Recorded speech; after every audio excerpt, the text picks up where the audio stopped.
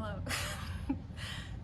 My name is Ariana Akbari, and this is Environment Diaries. And today I'm at the Rice University campus, and it is very quiet and very wooded. It's almost peculiar because there's all these young people around, but none of them are talking to each other.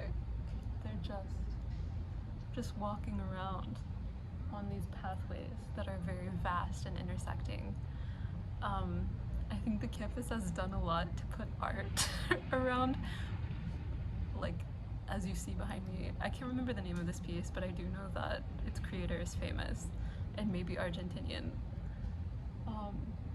And then also there's I can't remember the name of this pavilion either. It's a coffee shop, but it's supposed to be a building of import in some capacity. And in this video, what do I want to talk about? I don't know. I do know. I basically want to talk about something not relevant, which is the Kansas City Southern Line's acquisition by Canadian Pacific Rail. These garbage cans are quite loud. As you can tell, it's the loudest thing on campus, including me. I'm gonna wait for it to pass, or something.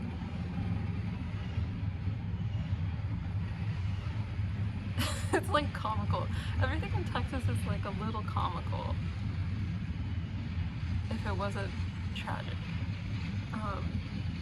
But essentially, I went to this meeting randomly that was about the Kansas City Southern Line being acquired by Canadian Pacific. And basically, it was like a weird federal meeting that nobody at all showed up to except for me, and famous activist from Port Arthur named Hilton Kelly, and then another activist man named Roy, whose last name I don't know, but I think he like started in Corpus Christi.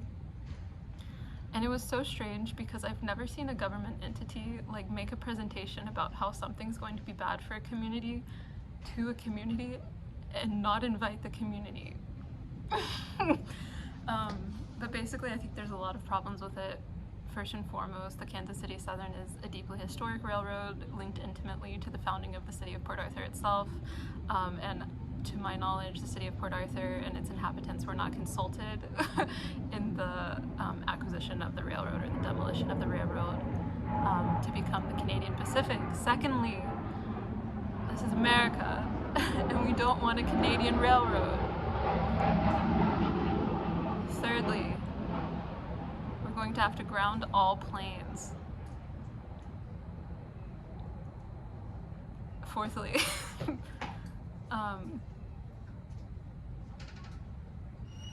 I guess that's it. The other topic of current import, there's two. One is that Entergy is utilizing, or set to be utilizing, a solar farm that's going to be built in Polk County, and local conservationists are upset about this because they're cutting down many acres of trees to build a solar farm as it currently stands. So that's something to look out for. What else? The Permian Gulf Coast Coalition, I believe is what they're called, is coming to Port Arthur. And so that will be, I think, next weekend or the weekend after, and that will be exciting. So stay tuned for that. And what else? I guess that's pretty much it for right now. Let's just stick with those three. Kansas City Southern acquisition, bad. Solar farm in Polk County, bad.